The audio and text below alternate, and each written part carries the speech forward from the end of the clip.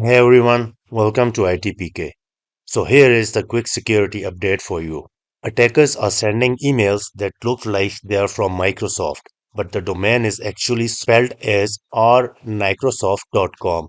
That's the letter R and N placed together to look like letter M. Cybersecurity News clearly reported that this is fake. rn.com domain is designed to fool users on small screens because RN visually looks like the letter M. Even on Microsoft official forum, users shared screenshots of email coming from RN in the beginning instead of M. And a Microsoft moderator confirmed it's not an official Microsoft domain. Scam Detector also reviewed the domain and flagged it with phishing related risk. So here are the security tips for you. Always check the URL before signing in. Avoid clicking login links from emails.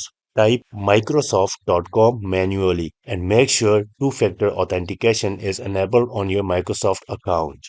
If you found this video helpful, make sure to like the video and subscribe for more quick security tips. Thanks for watching and I will see you in the next one.